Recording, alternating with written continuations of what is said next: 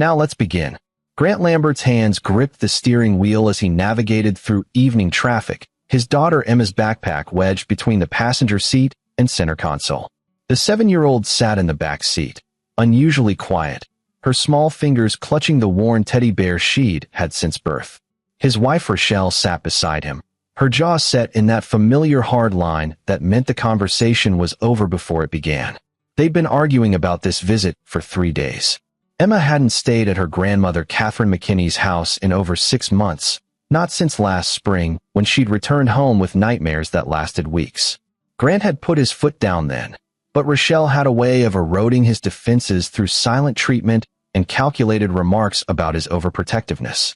"She's my mother," Rochelle had said that morning, her tone acid. "Emma needs to learn respect. You're turning her into a weak little thing who can't handle anything." Grant had tried a different approach. "Then let's all go together. Make it a family visit. My mother doesn't want you there." Rochelle's words were surgical, designed to cut. "She wants time with her granddaughter without you hovering." The truth was more complicated. Catherine McKinney had made her disapproval of Grant clear from the moment Rochelle brought him home 8 years ago. He wasn't from money, didn't have the pedigree Catherine had envisioned for her daughter. Grant had built his architectural firm from nothing, worked brutal hours to provide for his family, but to Catherine, he would always be the contractor's son who got lucky. "Daddy." Emma's small voice broke his thoughts. "Do I have to?" Before Grant could answer, Rochelle twisted in her seat. "We've been through this, Emma. Grandma is expecting you." "But she's mean." Emma's voice cracked. "She makes me." "Enough." Rochelle's voice could freeze water. "You're going, and you're going to behave." Grant caught his daughter's eyes in the rearview mirror. They were filling with tears, and something in his chest tightened. "Emma, sweetheart, what does Grandma make you do?" "Grant, don't," Rochelle warned. "I'm asking my daughter a question. You're undermining me." Again, Rochelle's fingers drummed against her thigh, a nervous habit she'd developed in the past year. "My mother follows certain rules. Structure. Discipline. Things Emma needs because you're too soft with her." The McKinney estate loomed ahead, a sprawling colonial on 5 acres in the wealthy suburbs of Westchester County. Catherine had inherited the property from her own mother, along with a trust fund that had defined her entire worldview. Grant had learned early in his marriage that money wasn't just comfort to the McKinneys. It was proof of moral superiority. As they pulled into the circular driveway, Emma's breathing quickened. "Daddy, please. I'll be good. I'll do whatever you want. Please don't leave me here." "Stop being dramatic," Rochelle snapped. But Grant was already turning around, reaching for his daughter's hand. "Emma, listen to me. We're already late." Rochelle unbuckled her seatbelt with sharp, angry movements. "Get out of the car, Emma." "No." Emma's scream was primal, raw with terror. "Daddy, don't leave me here. Please." The sound of Rochelle's palm against Emma's cheek echoed through the car like a gunshot. Grant's entire body went rigid with shock. "Stop speaking," Rochelle commanded, her hand still raised. Time seemed to freeze. Grant stared at his wife, this woman he'd shared his life with, built a home with, and saw a stranger. Emma's sobs filled the silence, small broken sounds that tore at him. "Did you just hit our daughter?" His voice was dangerously quiet. She was hysterical. Rochelle didn't even have the grace to look ashamed. "My mother is right there, watching from the window. What would she think?" Grant looked at the house and saw Catherine McKinney standing behind the curtains of the front window, her thin frame perfectly still, watching. Not rushing out to help. Just watching. "We're leaving." Grant started the engine. "We are not." Rochelle grabbed his arm. "If you drive away now, you're telling Emma she can manipulate you with tears and tantrums. You're teaching her weakness. I'm teaching her that she doesn't have to go somewhere she's terrified of going. She's terrified because you've coddled her." Rochelle's eyes flashed. "Do you know what my mother thinks? She thinks you're raising Emma to be useless, soft, unable to handle real life. Your mother is watching our daughter scream in terror and hasn't moved to help. What does that tell you?" Rochelle's jaw tightened. She grabbed her purse and opened the door. "Fine. I'll take her in myself. You go home and feel superior." Before Grant could stop her, Rochelle had opened Emma's door and was pulling their daughter from the car. Emma reached back toward Grant, her face wet with tears, her small hand grasping at air. "Daddy!" Grant jumped out, moving around the car, but Rochelle was already marching Emma toward the house. His daughter's legs barely worked, her body limp with despair as Rochelle dragged her forward. "Rochelle, stop." Grant's voice carried across the driveway. "I mean it. Bring her back to the car." His wife whirled on him. "Go home, Grant. This is between the McKinney women. You've never understood that. You've never understood us." Catherine McKinney opened the front door. She was 63, rail-thin, with iron-gray hair pulled back in a severe bun. Her expression was carved from ice. "Grant." Her voice was clipped, dismissive. "How kind of you to drop Emma off. We'll take excellent care of her." "Mrs. McKinney, Emma doesn't want to stay. Maybe we should. Children rarely want what's good for them." Catherine's thin lips curved into something that wasn't quite a smile. "That's why they need proper guidance. Something I'm providing since my daughter married beneath her." The insult landed, as it was meant to. Grant felt his temper rising, but forced himself to breathe. Getting angry wouldn't help Emma. "I'd like to speak with my daughter," he said evenly. "No." Rochelle's word was final. "You've done enough damage. Go home, Grant. I'll bring Emma back tomorrow afternoon." Emma's cries had faded to whimpers. She stood between her mother and grandmother, small and defeated, her bear hanging from one hand. When she looked at Grant, her eyes held something he'd never seen before: resignation.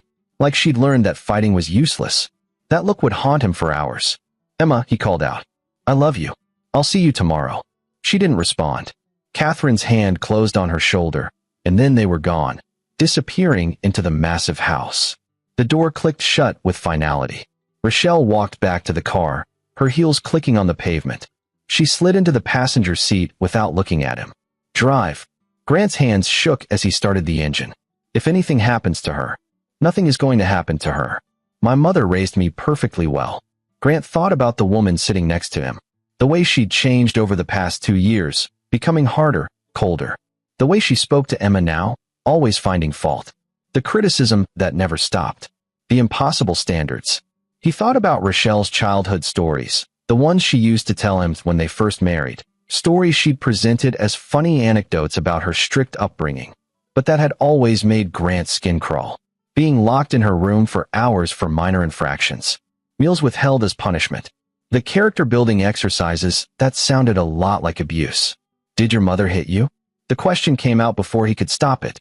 Rochelle's silence was answer enough. "Rochelle, it made me strong," she said finally. "It made me successful. Look at me, Grant. I run a nonprofit that handles millions in funding. I sit on 3 boards. I'm everything my mother raised me to be."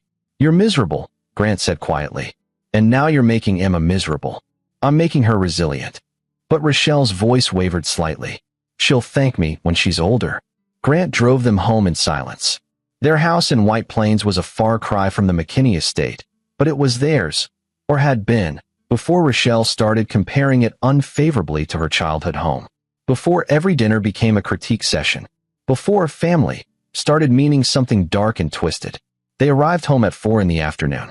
Rochelle disappeared into her home office to work on grant applications, her way of avoiding conversation.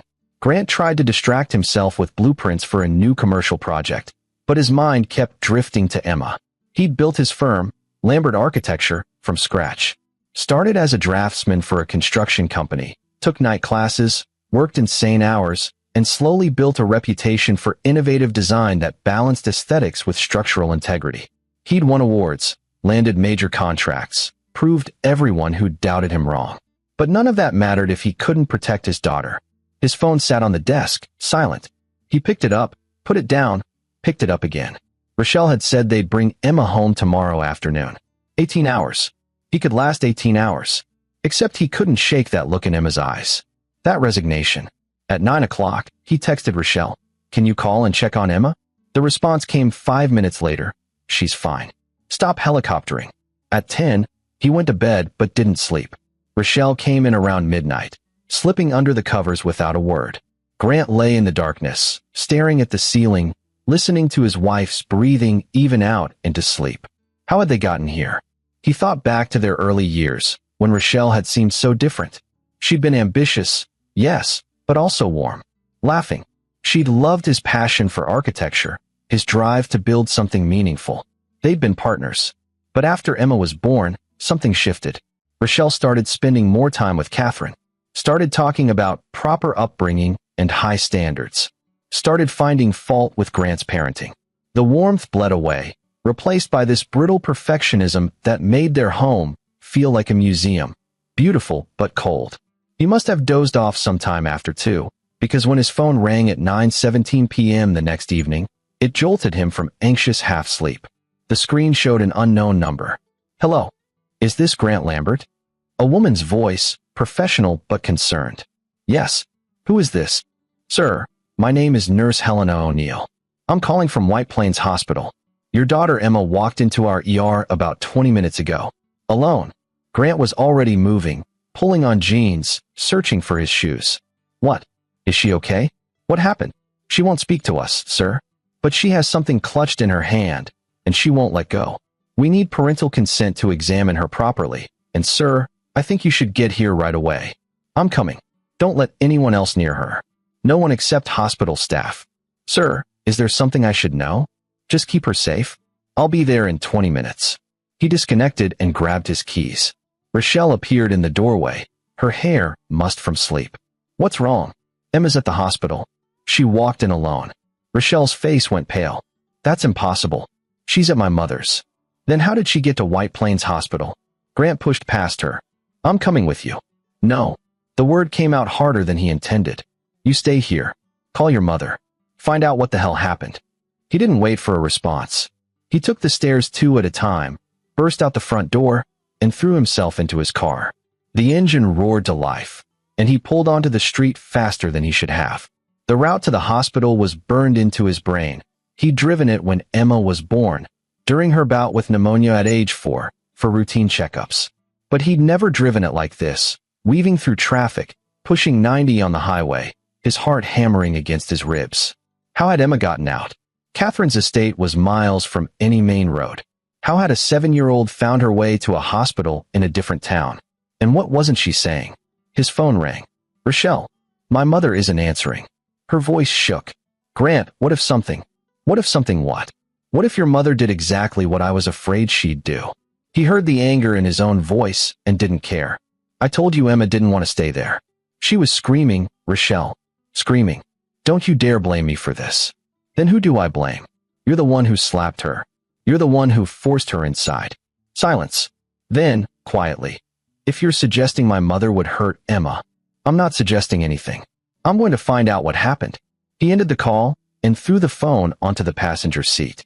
The hospital parking lot was nearly empty at this hour. Grant abandoned his car in a spot marked for ambulances and sprinted toward the ER entrance. The automatic doors seemed to take forever to open. Inside, the reception area was bright and sterile. A security guard looked up, but Grant was already at the desk. "Emma Lambert. My daughter. Where is she?" The receptionist checked her computer. "Room 7. I'll take you." Grant was already moving, following the signs, his footsteps echoing on the linoleum. He passed examination rooms, a waiting area, a nurse's station. Then he saw her. Emma sat on a hospital bed, her legs dangling over the edge, her pink dress dirty and torn at the hem. Her hair was tangled, her face streaked with dried tears. But when she saw Grant, her entire face transformed. "Daddy." She launched herself off the bed and into his arms. Grant caught her, pulling her close, feeling her small body shake with sobs. He dropped to his knees so they were at eye level, his hands running over her, checking for injuries. That's when he saw her arm. His entire world narrowed to a single point, the inside of Emma's left forearm, from wrist to elbow. Burns. Circular burns, evenly spaced, deliberate. The pattern was unmistakable. Someone had held her down and pressed something hot against her skin. Multiple times. Grant's vision went red at the edges. His hands trembled as he gently touched the area around the marks, and Emma flinched. "Who did this?" His voice didn't sound like his own. "Emma, sweetheart, who hurt you?" Emma's free hand opened, and something fell into Grant's palm. A small voice recorder, the kind people used for dictation. The old-fashioned kind with mini cassette tapes. It was still running, the tiny wheels turning slowly. Grant looked at his daughter's face. She was trying to tell him something, her eyes urgent despite her silence. "Did you record something, sweetheart?" he asked gently. Emma nodded. A nurse approached, Helena O'Neill, based on her name tag. She was in her 40s, with kind eyes that had seen too much. "Mr. Lambert?" We need to examine her injuries properly. And sir, those burns are severe. This is going to require a police report. Grant pulled out his phone with shaking hands. His finger hovered over Rochelle's number, then moved to 911 instead. This is Grant Lambert. I'm at White Plains Hospital with my 7-year-old daughter. She has what appear to be burn marks from intentional abuse. I need police here immediately. As he gave the details to the dispatcher, he kept his other arm around Emma, feeling her heartbeat against his chest. In his palm, the voice recorder continued spinning its tale of whatever horror she'd endured. He thought about Rochelle's words. My mother raised me perfectly well. He thought about Emma's screams in the driveway. He thought about Catherine McKinney's cold eyes watching from the window. And he made a promise, silent but absolute. Whatever had happened in that house, whoever was responsible, they would pay for every mark on his daughter's skin. The police arrived within 15 minutes. Officer Lowell Hines was a veteran with gray at his temples and the careful manner of someone who'd worked too many child abuse cases. His partner, Officer Kara Hines, his daughter, Grant learned later, looked fresh out of the academy but had sharp, observant eyes. They set up in a private consultation room while hospital staff tended to Emma's burns. Grant had wanted to stay with her, but Emma had whispered her first words since arriving. Play the tape, Daddy. Make them hear.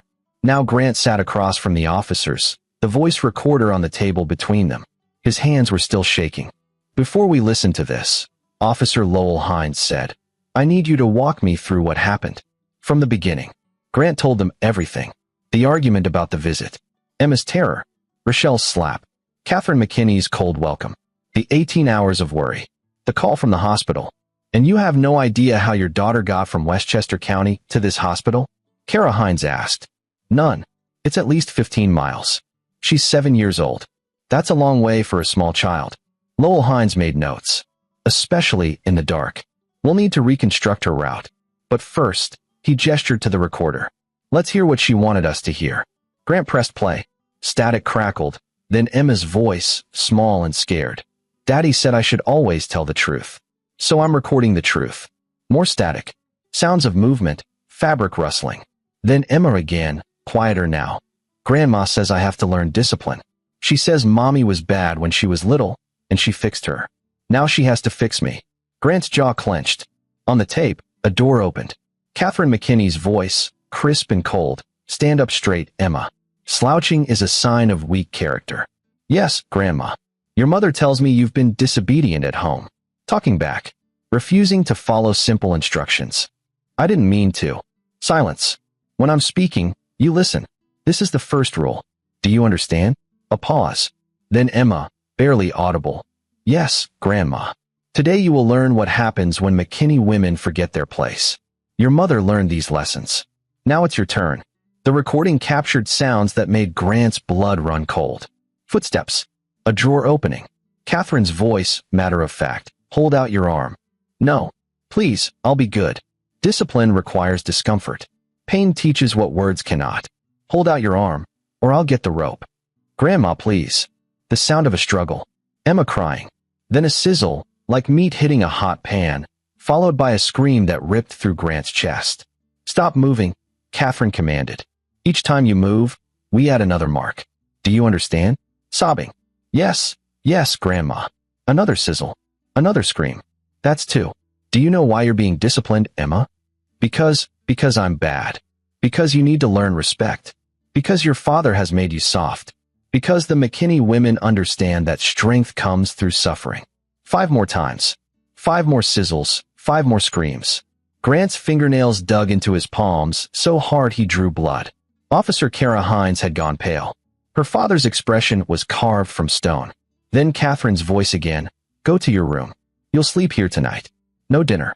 Tomorrow morning, we'll discuss your other infractions. The recording captured Emma's footsteps, her soft crying, a door closing. Several minutes of silence. Then rustling, Emma must have pulled out the recorder. Daddy, she whispered into the device. Grandma used the thing from the fireplace. The metal stick for moving logs. She heated it in the fire, and then she put it on my arm. 7 times, because I'm 7 years old. She said that's how Mommy learned when she was 7 too. A long pause. When Emma spoke again, her voice was different. Older somehow, harder. I waited until she was asleep. The window in my room doesn't lock good. I climbed down the tree like you showed me at our house. I walked to the road and followed it. A nice lady in a car stopped and asked if I was okay. I told her I needed a hospital. She wanted to call the police, but I said no, just hospital. I had to get to you, Daddy. I had to show you what Grandma did. Because Mommy said you wouldn't believe me if I just told you. She said you always think we're lying. The recording ended with a click. The silence in the consultation room was absolute. Grant couldn't breathe, couldn't think. All he could see was his 7-year-old daughter, in pain and terrified, climbing out a window in the dark and walking 15 miles because she believed her own mother wouldn't protect her. Mr. Lambert? Officer Lowell Hines's voice seemed to come from far away. Are you all right? Grant looked up. That's my wife's mother, Catherine McKinney. She lives at 847 Briarcliff Lane in Westchester County. Kara Hines was already on her radio, calling for backup, requesting a warrant, alerting Westchester PD. Her father leaned forward. I need to ask you something, and I need you to be honest.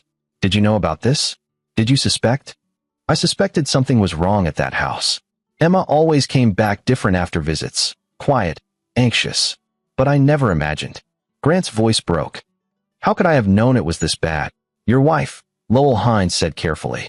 On the recording, your daughter said her mother told her you wouldn't believe her. Does that concern you? Grant thought about Rochelle's insistence that Emma stay at Catherine's house. Her anger when he questioned it. Her slap in the car. The way she defended her mother's discipline. Yes, he said finally. It concerns me very much. We're going to need to speak with your wife. She's at home, probably trying to reach her mother right now. Officer Kara Hines stepped away from her radio. Westchester PD is en route to the McKinney residence. They'll take Mrs. McKinney into custody. We'll need to interview your wife as well, and she hesitated. Mr. Lambert, given what we've heard on that recording, there's a possibility your wife could face charges as well. Conspiracy, child endangerment, failure to protect. Grant felt something cold settle in his chest. His wife, his partner, the mother of his child. Do whatever you need to do, he said. I want everyone responsible for this to face consequences. The officers exchanged glances. Lowell Hines nodded slowly. We'll need to take the recorder as evidence.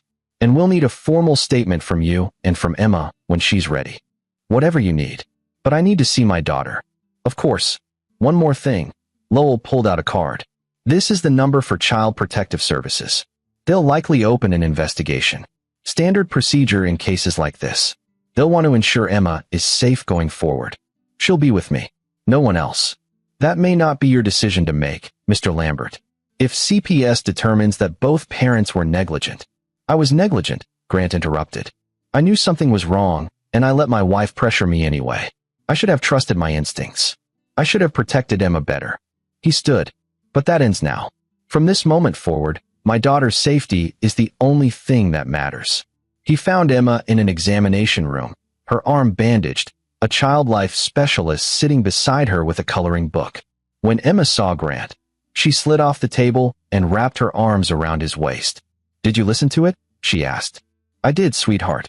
You were so brave to record that. So brave to walk all that way to get help. The lady who gave me a ride was nice.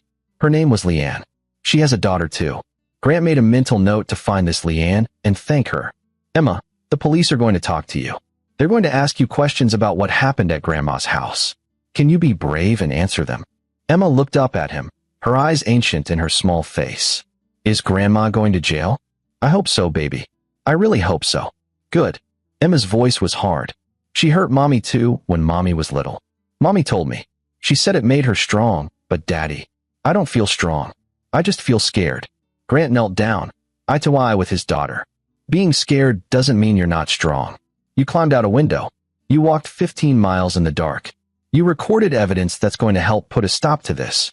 Emma, you're the strongest person I know. A tear rolled down Emma's cheek. Is Mommy mad at me? The question gutted him. No, sweetheart. No one is mad at you. But even as he said it, he wondered if it was true. Rochelle had been trying to reach him. 7 missed calls, 12 texts. He hadn't looked at any of them. Didn't want to. Because he knew what they would say. Deflection. Excuses. Blame. His phone buzzed again. This time he looked. Rochelle. Grant, answer me. My mother is saying the police are at her house. What did you do? Rochelle, this is insane. Emma is fine. She's always been dramatic. Rochelle, you're overreacting. This is going to destroy our family. Rochelle, call me right now. Grant turned off his phone. Over the next few hours, the pieces fell into place with grim efficiency. Westchester PD arrested Catherine McKinney at her estate. She'd tried to deny everything until they showed her the recording, at which point she'd switched tactics, claiming she was within her rights to discipline her granddaughter, that this was how proper families operated, that Grant was a lower-class interloper trying to destroy a respectable family. None of it worked. The burns on Emma's arm told their own story. The voice recording was damning, and when police searched Catherine's house, they found the fireplace poker, still bearing traces of burnt skin on its tip. Rochelle arrived at the hospital at midnight, her face pale, her movements jerky. She tried to enter Emma's room, but Grant blocked the doorway. You're not seeing her. She's my daughter. Rochelle's voice cracked. Grant, please. I need to explain. Explain what? How you knew your mother was abusive and you sent Emma there anyway. How you slapped our daughter when she begged not to go. How you told her I wouldn't believe her if she reported abuse. I never said that. Emma recorded it, Rochelle. Your mother said it on the tape. Your mother says you won't believe her. Rochelle's composure crumbled. My mother is lying. She's trying to. Your mother is in custody. She's going to be charged with aggravated child abuse. And you? Grant stepped closer. You're going to answer some questions from the police about what you knew and when you knew it. I didn't know she would actually hurt Emma. I thought she might be strict, make her follow rules, but not. Rochelle pressed her hands to her face. My mother never went that far with me. Didn't she? You said she made you strong. You defended her methods. You called Emma weak for being afraid. Grant's voice was low, controlled, but fury burned beneath every word. Did your mother burn you too, Rochelle? Is that one of the lessons you learned? The flicker in Rochelle's eyes was answer enough. Oh my God, Grant felt sick. She did. And you were going to let her do it to Emma. I survived. I'm successful. You're damaged. Grant said it without cruelty, just fact. Your mother broke something in you, and instead of getting help, you were going to let her break our daughter too. Rochelle reached for him, but he stepped back. Grant, please. I love Emma. I love you. I made a mistake, but we can fix this. No. The word was final. You made a choice. You chose your mother over our daughter. You chose old pain over Emma's safety. There's no fixing that. You can't keep her from me. I'm her mother. Actually, I can. Child Protective Services is involved now. The police are involved. And I'm filing for emergency custody and divorce first thing Monday morning. He'd made the decision somewhere between hearing Emma's screams on the recording and seeing Rochelle's texts. You'll have supervised visitation at best. And only if Emma wants to see you. You can't do this. Officer Kara Hines appeared at the end of the hallway. Mrs. Lambert? We need to ask you some questions. Rochelle looked from the officer to Grant, panic blooming in her eyes. Grant, don't let them. Answer their questions honestly. It's the least you can do. He turned his back on her and returned to Emma's room, closing the door on his wife's protests. Emma was asleep, curled on her side, her bandaged arm resting on a pillow. The child life specialist had gone, leaving Grant alone with his daughter. He pulled a chair close to the bed and watched her breathe, his mind racing through everything that needed to happen next. Tomorrow, he'd called Dane Shannon, the best family law attorney in the state.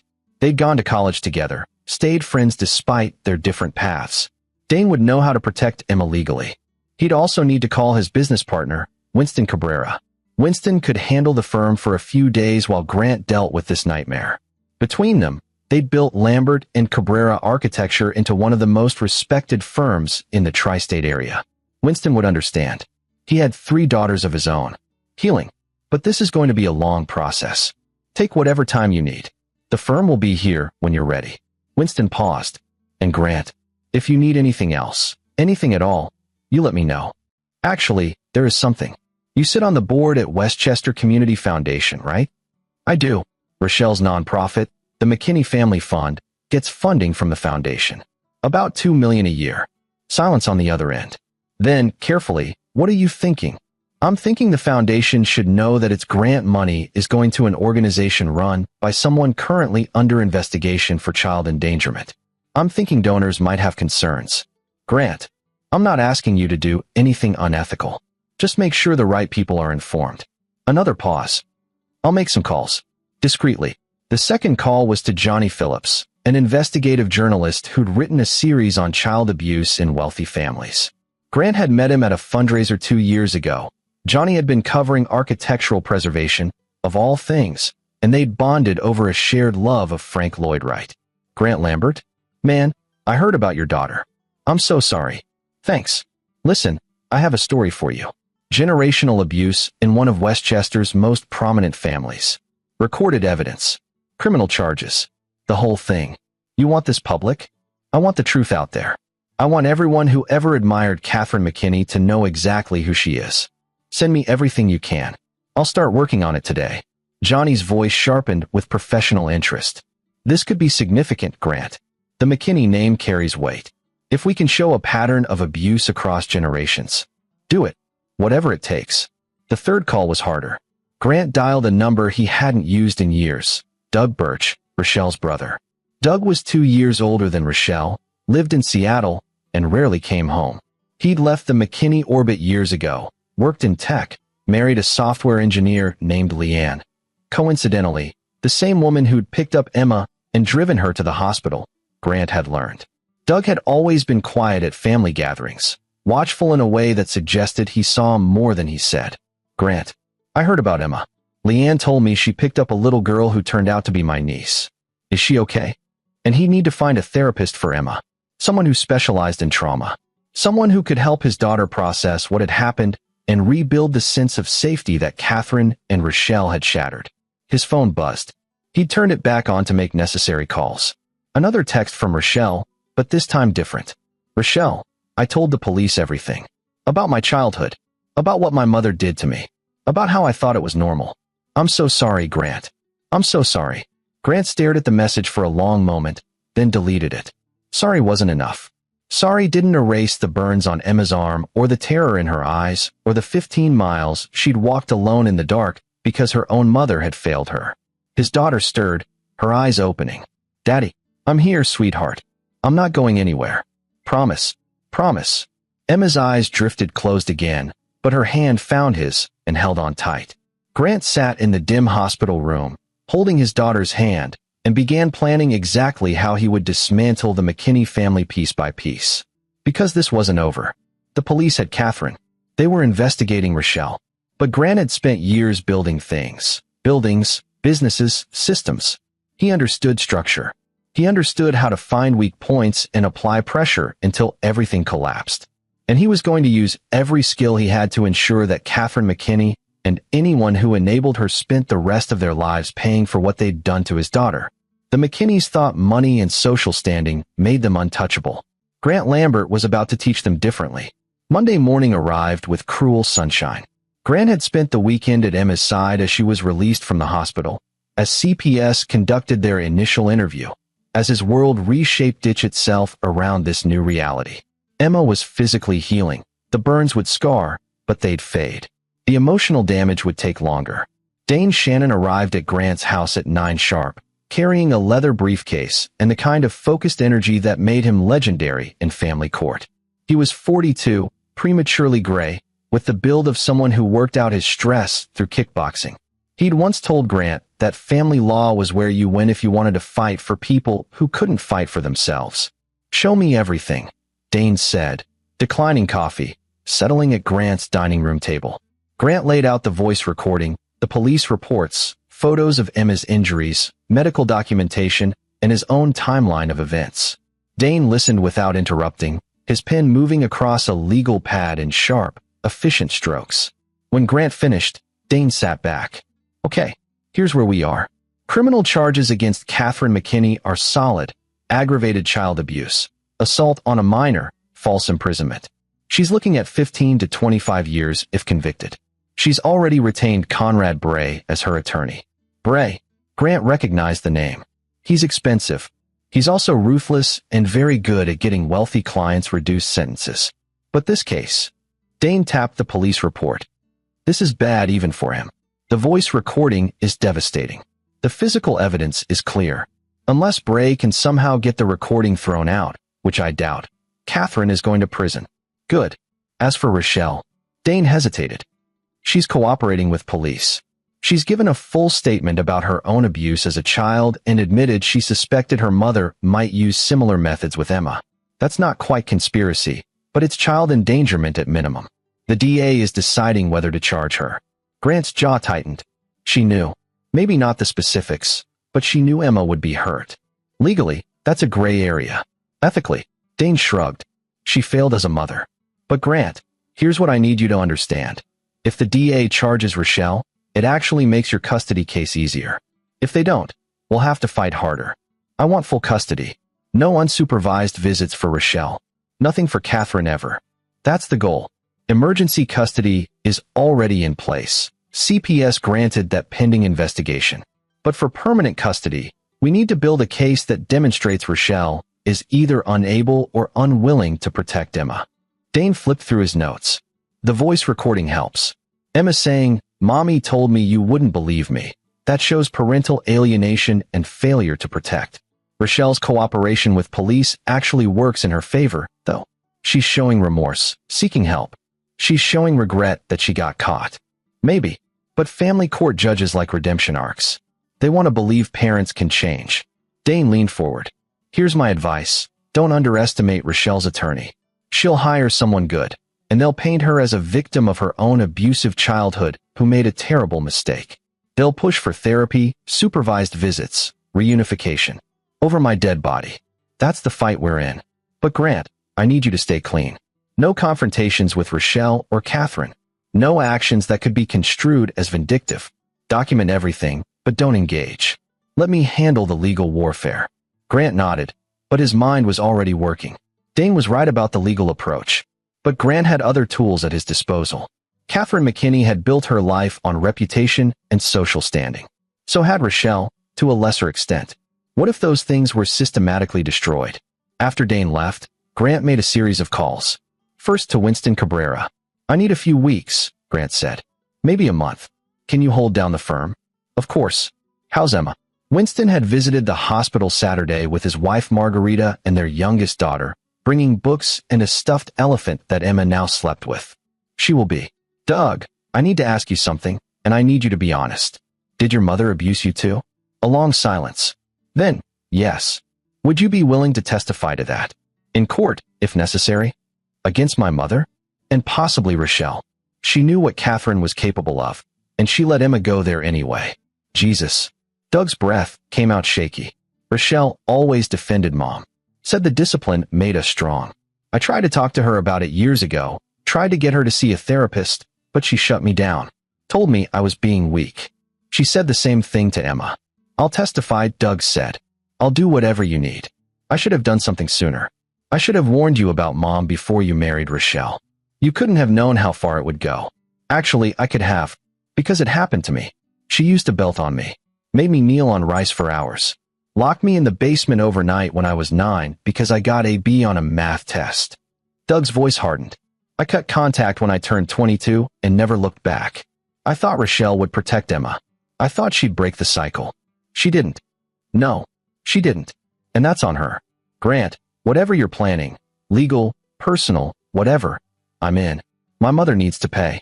And if Rochelle helped her, even passively, she needs to face that too. After hanging up, Grant sat in his home office, looking at his list of contacts. Catherine McKinney served on the boards of 3 major charities. She was a member of the Westchester Country Club, the Garden Society, the Historical Preservation Committee. She had friends in the Chamber of Commerce, the Arts Council, the Symphony Board. And Grant knew people on every single one of those boards. He began making calls.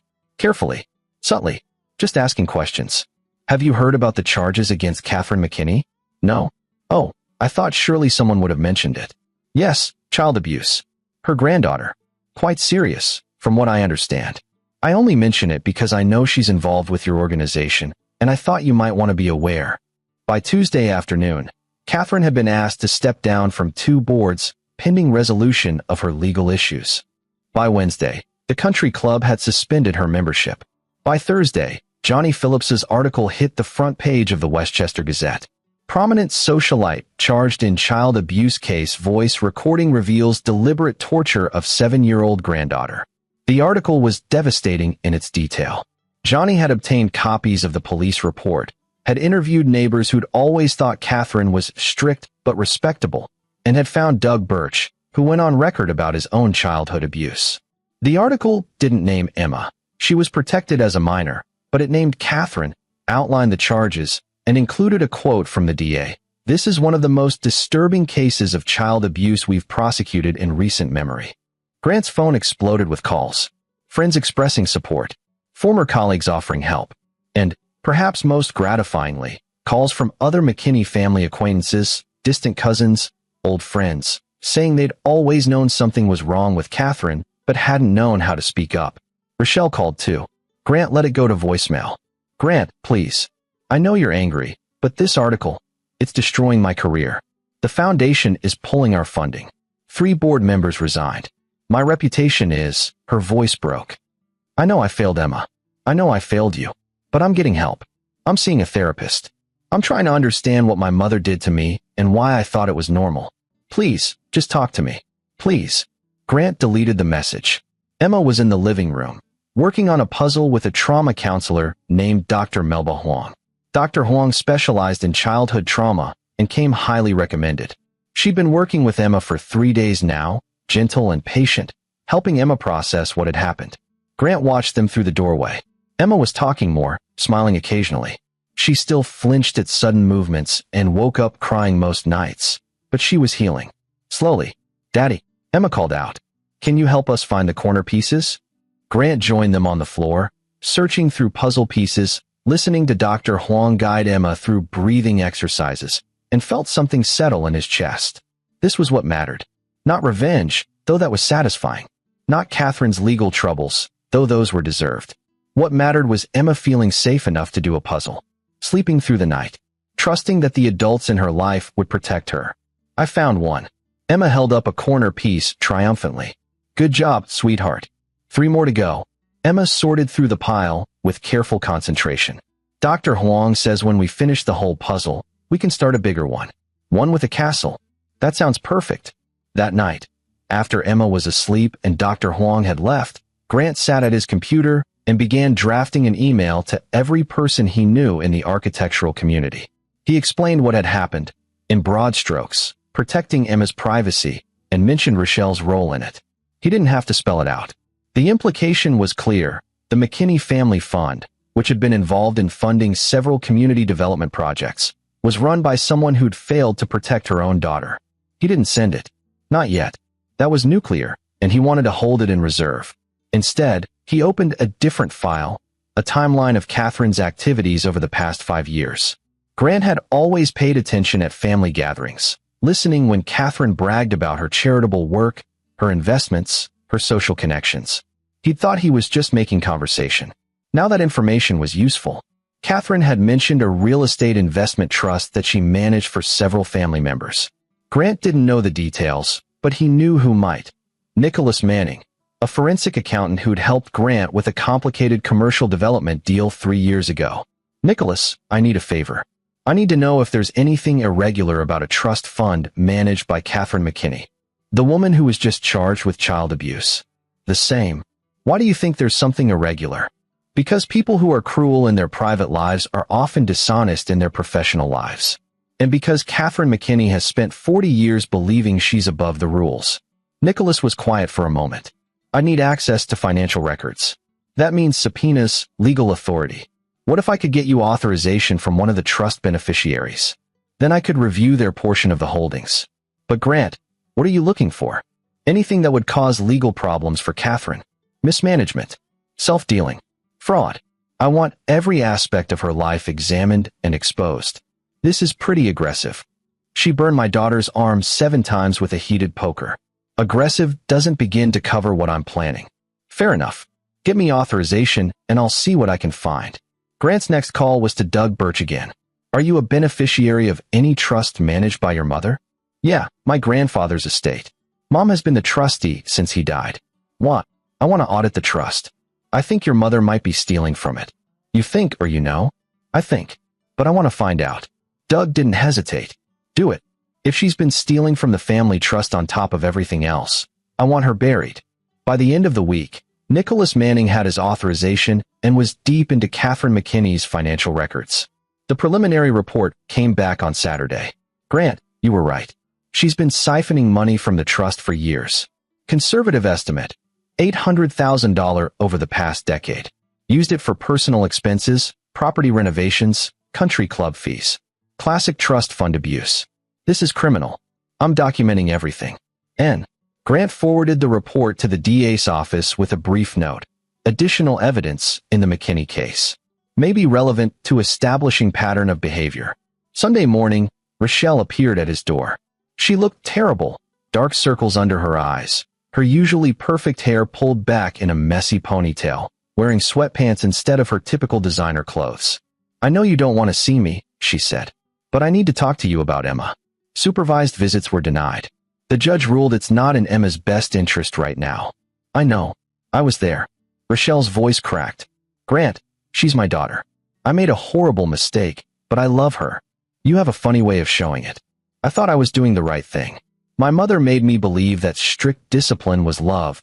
That pain was how you showed you cared enough to make your children strong. I know that's insane now. I know that's abuse. But it's what I was taught. And instead of questioning it, instead of getting therapy, instead of breaking the cycle, you passed it on to Emma. I didn't know I needed therapy. I thought I was fine. I thought I was successful and functional, and Rochelle pressed her hands to her face. I was wrong. I was so wrong. And I'm in therapy now, 3 times a week, trying to understand what my mother did to me and why I couldn't see it. That's great, Rochelle. Truly. But it doesn't change what you did. I know. I know I failed her. I know I failed you. But I'm trying to fix it. I'm trying to be better. Grant studied his wife, soon-to-be ex-wife. She looked broken in a way that might have moved him once. But all he could see was Emma's arm, covered in burns. All he could hear was Emma's voice on that recording. Mommy said you wouldn't believe me. I hope therapy helps you, he said. I genuinely do. But Emma is my priority now. Not you. Not your healing. Emma's. Can I write her a letter? Can I tell her I'm sorry? Dr. Huang says no contact right now. Emma needs time to process before she deals with you. I'm her mother. Yes. And that's why this hurts her so much. Because mothers are supposed to protect their children, and you didn't.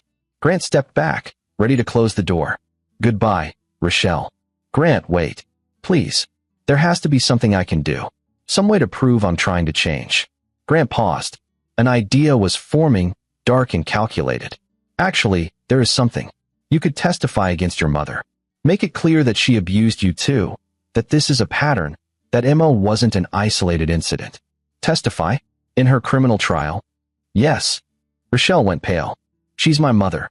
She burned your daughter. She burned you. She's a predator, and she deserves to spend the rest of her life in prison. Grant leaned against the doorframe. If you want to prove you're choosing Emma over your mother, that's how you do it.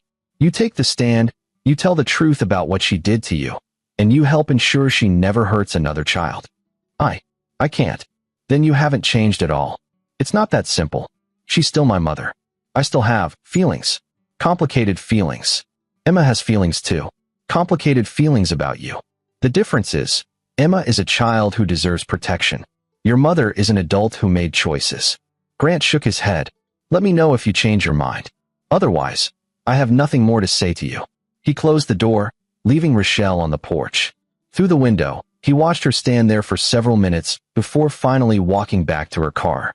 Inside, Emma was awake, sitting at the top of the stairs. Was that Mommy? Yes, sweetheart. I heard you talking. You want her to tell the truth about Grandma. Grant climbed the stairs and sat beside his daughter. I do. But only if she's ready. And only if you're okay with it. Emma was quiet, thinking. Then, Dr. Huang says Mommy was hurt too when she was little. That sometimes people who are hurt other people because they don't know better. That's true. But she's a grown-up. She should have known better than Grandma. Yes, she should have. I don't want to see her yet. Maybe later. But not yet. Emma leaned against Grant's shoulder. Is that bad? To not want to see my mom? No, sweetheart. It's honest. And right now, being honest about your feelings is the most important thing. They sat together on the stairs, and Grant felt the weight of responsibility settle over him. He was Emma's protector now, her advocate, the only parent she could trust, and he would do whatever it took to keep her safe, even if it meant destroying everyone who'd failed her. The preliminary hearing for Catherine McKinney's criminal case was held on a gray Tuesday morning in mid-November. Grant sat in the courtroom gallery, watching as Catherine entered in an orange jumpsuit, her iron gray hair still perfect despite 2 weeks in county jail. She'd been denied bail, flight risk, given her financial resources. Conrad Bray, her attorney, was making his arguments about illegal recording and invasion of privacy. Emma had been 7 years old, he argued. A child that young couldn't consent to recording someone. The tape should be inadmissible. The prosecutor, a sharp woman named Augusta Velasquez, countered smoothly. The recording was made in a private residence where the child had a reasonable expectation of privacy in her own room. She was documenting abuse happening to her. New York's one-party consent law applies. Emma was party to the conversation, even if Mrs. McKinney was unaware of the recording. More importantly, the recording corroborates physical evidence. Even without the tape, we have a child with deliberate burn marks and medical testimony confirming intentional abuse. The judge, a stern man in his 60s named Herman Rios, reviewed the arguments. The recording is admitted. This court finds that a child's right to document ongoing abuse outweighs the alleged privacy concerns. Additionally, the physical evidence stands independently. Motion to suppress denied. Conrad Bray's expression didn't change, but Grant saw the tension in his shoulders. Without getting that recording thrown out, Catherine's defense was in serious trouble. The hearing continued with witness testimony. The nurse who'd first treated Emma, the police officer who'd taken Catherine into custody, Nicholas Manning with his financial analysis showing trust fund theft. By the end of the day, Catherine was facing additional charges: grand larceny, fiduciary theft, tax evasion. Grant watched it all with grim satisfaction. Catherine sat stone-faced through the proceedings, but he caught the moment her mask slipped, when the prosecutor played a portion of the recording for the court, and Emma's screams echoed through the room. Catherine flinched, just slightly, not with remorse, with annoyance, like a carpenter upset about a misplaced nail. She was a monster, and Grant was going to make sure everyone knew it. After the hearing, Johnny Phillips caught up with him in the hallway. "Grant, I've been following the case. Can I get a statement from you?" "About what?" "About the additional charges. About what it's like watching your daughter's abuser face justice."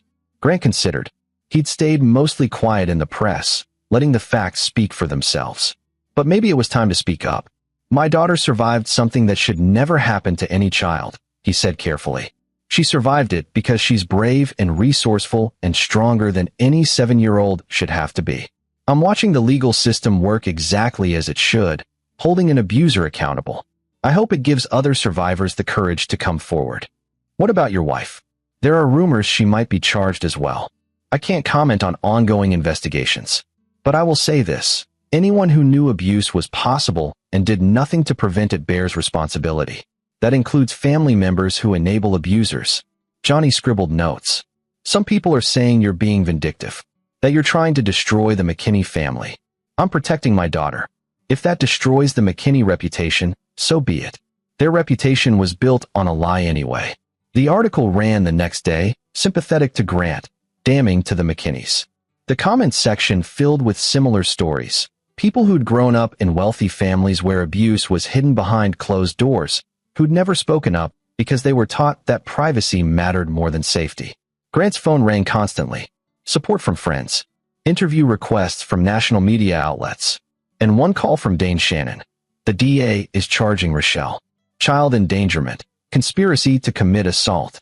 She's looking at 2 to 7 years if convicted. Grant felt nothing. No satisfaction. No regret. Just a cold certainty that this was necessary. What are her chances? Decent, actually. She's cooperating fully. She's in therapy. She's showing genuine remorse. The DA might offer a plea, reduce charges in exchange for testimony against Catherine. Will she take it? If she's smart, yes. But Grant. Dane paused. This changes the custody situation. If Rochelle is convicted of a felony, you get full custody by default. No fight. No court battle. Emma is yours. Good. Is it though? Because Emma might want to see her mother eventually. And if Rochelle is in prison, then Emma will deal with that in therapy. Rochelle made her choices. She has to live with the consequences. Grant hung up and checked on Emma, who was in her room reading with Dr. Huang. They'd progressed from puzzles to books to actual conversations about what happened. Emma was doing better, but the scars, physical and emotional, would always be there. That night, Grant made one final call. To Catherine McKinney's personal assistant, a woman named Carol Lowry who'd worked for the family for 20 years. Ms. Lowry, this is Grant Lambert. I know this is unusual, but I wanted to ask you something. Off the record. Mr. Lambert, I'm not sure I should. Did you know? About what Catherine did to children. A long silence. Then, quietly. I suspected. Did you ever try to stop it? Once. When Doug was 12. I found him locked in the basement, and I asked Mrs. McKinney about it. She told me it was none of my business. She said if I spoke about it to anyone, she'd ruin my career. I have 3 children of my own, Mr. Lambert. I needed the job. I understand. Do you? Because I've lived with that guilt for 20 years. I could have called the police. I could have done something. But I was afraid, and I needed the money, and I told myself it wasn't my place. You could do something now, Grant said. You could testify. You could tell the court what you saw. I already am. The DA contacted me last week. I'm scheduled to testify at the trial. Her voice broke. I can't bring back the years Doug and Rochelle suffered. I can't undo Emma's burns. But I can make sure everyone knows the truth about Catherine McKinney. After the call ended, Grant sat in the darkness of his office, thinking about all the people who'd known and said nothing. How many chances had there been to stop this? How many people had chosen comfort over conscience? He thought about Rochelle, raised in that house, taught that pain was love. He thought about Doug, escaping across the country and never looking back. He thought about Emma, who'd only survived because she'd been brave enough to record her own abuse and walk 15 miles for help. The system had failed all of them, but it was working now. Slowly, imperfectly, but working. Grant pulled out his laptop and began writing. Not emails this time. A full account of everything that had happened, from Emma's terrified screams in the driveway to the present moment. He wrote it all. The recording, the hospital, the burns, the investigation, the financial fraud, everything. Then he sent it to the New York Times. 2 days later, the story broke nationwide. Generational abuse in wealthy family exposed by 7-year-old's recording. The article went viral. Support flooded in from child advocacy groups, abuse survivors, people who'd grown up in similar environments. Catherine McKinney became a symbol of everything wrong with privileged families who thought money could buy immunity from consequences. And Grant Lambert became the father who'd fought back. The trial began in January. Snow blanketed Westchester County, and the courthouse was packed with reporters, victims' advocates, and curious onlookers. Grant sat in the front row every day, a silent presence, while Augusta Velasquez systematically built her case against Catherine McKinney. The evidence was overwhelming. The voice recording played in full, Emma's screams echoing through the courtroom. Medical experts testified about the deliberate nature of the burns, the precision required to inflict them. The fireplace poker was entered into evidence. Chemical analysis confirming burnt flesh on the tip. Doug Birch testified about his own childhood abuse, the beatings, the isolation, the psychological torture disguised as discipline.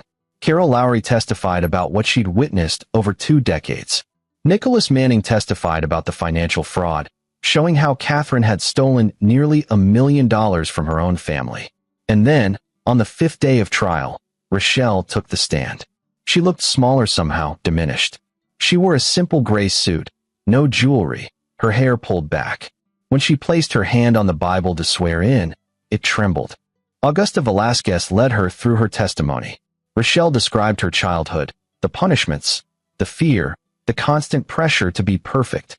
She described being burned herself when she was 7, the same age Emma was now. Described believing it was normal because her mother said it was. Did you know your mother would physically abuse Emma when you left her at the estate? Augusta asked. I suspected she might be harsh. I thought maybe she'd use some of the same discipline methods she used on me. Rochelle's voice was barely audible. I told myself it would be good for Emma, that it would make her stronger. Did you believe that? I wanted to believe it. Because if I admitted it was abuse, then I'd have to admit what happened to me was abuse. And I wasn't ready to face that. Did Emma tell you she didn't want to go? Yes. Did she scream and beg not to be left there? Yes. And you left her anyway? Yes. Tears streamed down Rochelle's face. Yes, I left her. I chose my mother over my daughter. I chose denial over protection. And Emma. Her voice broke completely. Emma paid the price for my cowardice. It was devastating testimony. Conrad Bray tried to cross-examine, to suggest Rochelle was lying to reduce her own sentence, but she didn't waver. She admitted everything: her failure as a mother, her own abuse, her role in what happened to Emma. When she stepped down, she looked at Grant. He met her eyes and saw genuine remorse there. Maybe even the beginnings of understanding. But it didn't matter. The damage was done. Emma was safe with him now, and Rochelle would have to live with her choices. The prosecution rested. Conrad Bray put on a defense that was professional but doomed. He argued that Catherine had believed in strict discipline, that she'd used methods that were common in her generation, that she hadn't intended to cause serious harm. The jury didn't buy it. After 3 days of deliberation, they returned with verdicts: guilty on all counts. Aggravated child abuse, assault, false imprisonment, grand larceny, fiduciary theft. Judge Herman Rios scheduled sentencing for 2 weeks later. Grant took Emma out for ice cream that night. She'd been following the trial carefully, asking questions, processing everything with Dr. Huang's help. "Is Grandma going to jail for a long time?" Emma asked, chocolate ice cream on her upper lip. "Yes, sweetheart. A very long time." "Good." Emma took another bite. "Dr. Huang says I might feel sad about it sometimes. That it's okay to be mad at someone and still feel sad that they're in trouble. That's very wise. Do you feel sad?" Emma thought about it. "A little. Because she's my grandma, and grandmas are supposed to love you. But mostly I feel safe.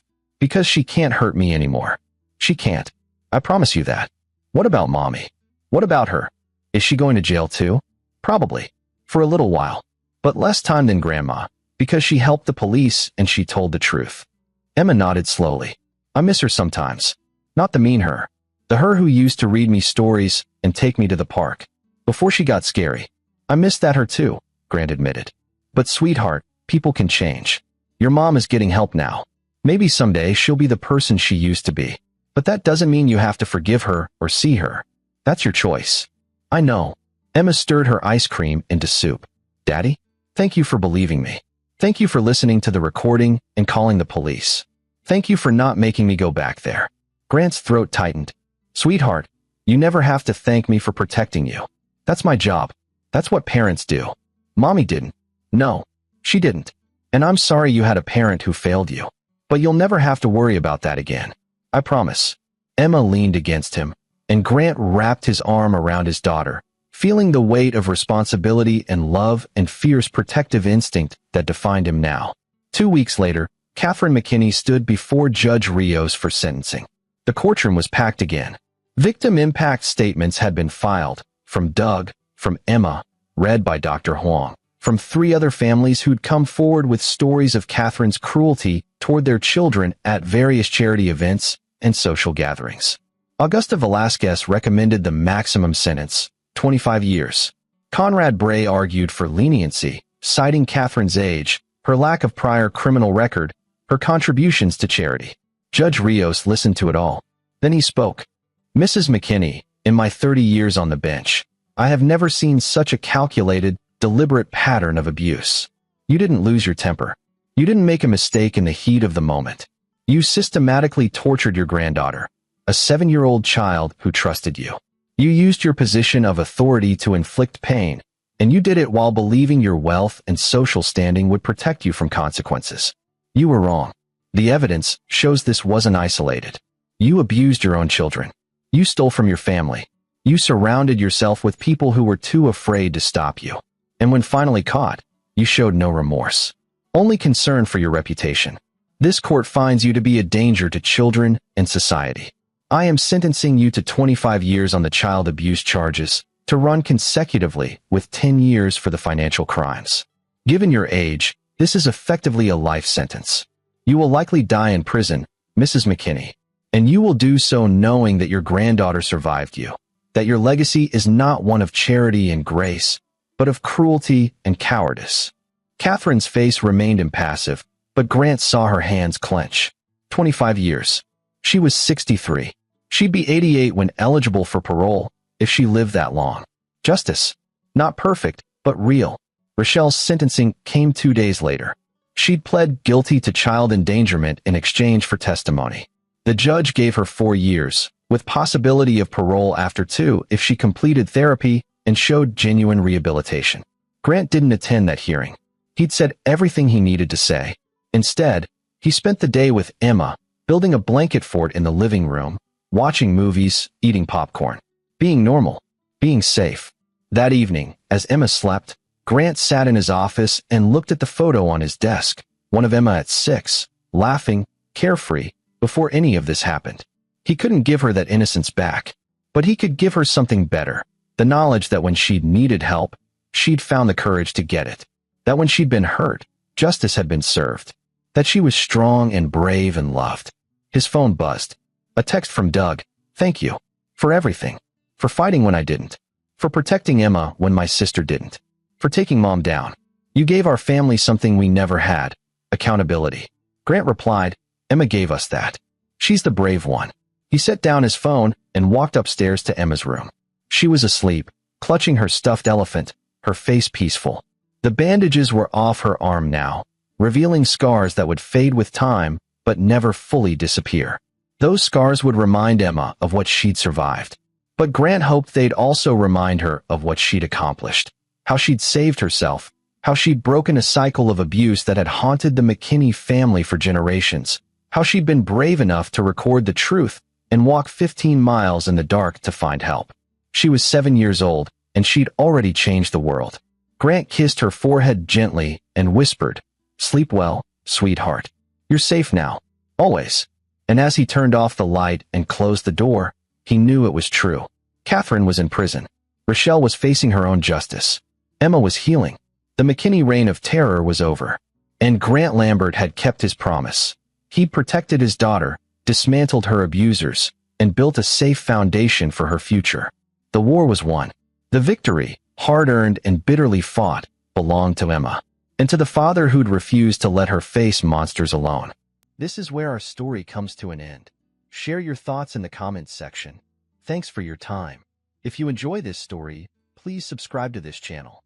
Click on the video you see on the screen, and I will see you there.